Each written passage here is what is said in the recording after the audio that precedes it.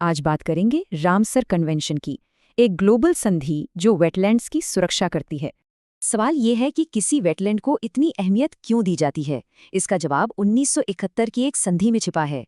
ये समझौता अपने आप में बहुत खास है। ये दुनिया की अकेली ऐसी पर्यावरण संधि है जो सिर्फ एक इकोसिस्टम के लिए है। और इसका मिशन बहुत सीधा सा है, सारे वेटलैंड्स को बचाना और उनका समझदारी से इस्तेमाल करना। ये जो विवेकपूर्ण उपयोग है ना, यही इस कन्वेंशन की पूरी सोच का आधार है। तो देश इसमें कैसे शामिल होते हैं? इसकी 3 मेन पिलर्स हैं, या कह लें 3 रास्ते हैं। इन्हीं में से एक है रामसर लिस्ट। ये एक तरह से किसी साइट को बचाने का वादा है। और हाँ, इसका हिस्सा बनने के लिए हर देश को कम से कम एक वेटलैंड साइट तो इस लिस्ट में डालनी ही पड़ती है। लेकिन तब क्या होता है जब लिस्ट में शामिल कोई वेटलैंड खुद ही खतरे में पड़ जाए? इसके लिए बनाया गया है मॉन्ट्रो रिकॉर्ड। ये असल में खतरे वाली वेटलैंड्स की एक वॉच लिस्ट है।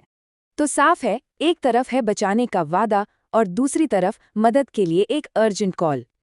आइए अब इसे भारत के उदाहरण से समझते हैं, जो 1981 में इस कन्वेंशन में शामिल हुआ था। इस टेबल में भारत की 3 खास साइट्स की हालत दिखाई गई है। एक तो लिस्ट से हट भी चुकी है, जैसे चिल्का झील। 1993 में इसे रिकॉर्ड में डाला गया क्योंकि वहां गाद बहुत ज्यादा जम गई थी।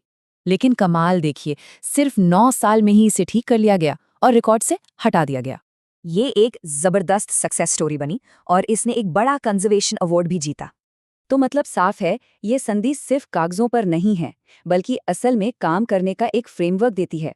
ये हमें एक सवाल के साथ छोड़ जाता है, हमारे अपने आसपास वेटलैंड्स का विवेकपूर्ण उपयोग आखिर कैसा हो सकता है।